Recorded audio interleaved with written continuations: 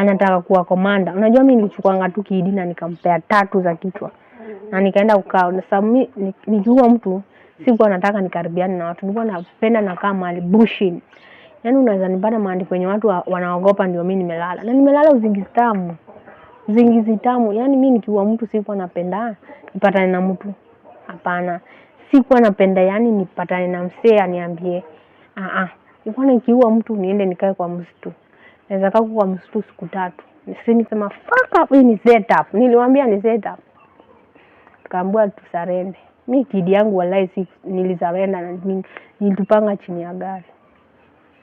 Sasa mimi niliambiwa tusarende, mimi nikatokanga na kidi yangu nilikuwa nimeizundanga.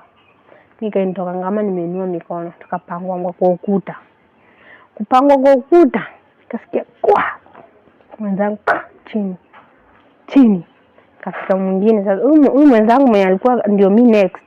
Kapigwa ile ubongo ikakuja ikanimwagikia hivi. Sasa nikakaa madamu. Sasa huyu polisi kwenda kunipiga hapa, ikatoa tu hewa. Kwanza ule mwenzangu before afikiwe, akaniambianga. Ile pasta alituambianga aje. Nikamwambia si tulipuuzanga. Sasa nilikuwa nafikiria tu unajua mimi sijaiamini na mapasta. Sasa tunaongea na science.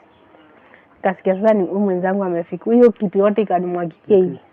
Nilisikianga ndio kwa tumeangalia ukuta tumeinua hivi mikono. Nilisikianga